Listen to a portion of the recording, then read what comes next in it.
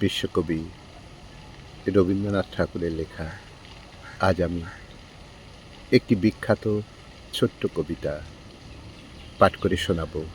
কবিতা জন্মদিন। শুরু করছি। তোমরা রচিলে যারে নানা অলঙ্কারে, তারে তো চিনিনে আমি, চেনেন না মোর অন্তর্যামী। তোমাদের স্বাক্ষরিত সেই মোর নামের প্রতিমা, বিধাতার সৃষ্টিসীমা।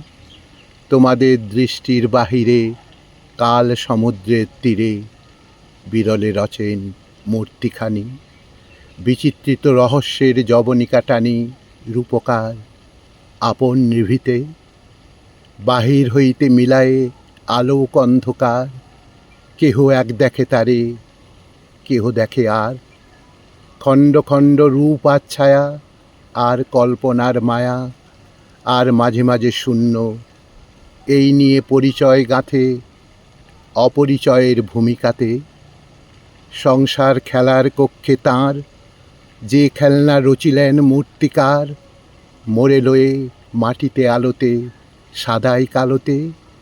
কে না জানে সে ক্ষণভঙ্গুর, কালের চাকার নিচে নিঃশেষে ভাঙিয়া হবে চূর। সে বহিয়া এনেছে যে দান, সে করে ক্ষণেক তরে অমরের ভান। সহসা মুহূর্তে দেয় ফাঁকি, মুঠি কয় ধূলি রয় বাকি। আর থাকে কাল রাত্রি, সব চিহ্ন ধুয়ে মুছে ফেলা। তোমাদের জনতার খেলা রচিল যে পুতুলিরে, সে কি লুব্ধ বিরাট ধূলিরে এড়ায়ে আলোতে নিত্য রবে। এ কথা কল্পনা করো যবে, তখন আমার আপন গোপন রূপকার হাসেন কি আঁখি কোণে। সে কথাই ভাবি আজ মনে, সে কথাই ভাবি আজ মনে।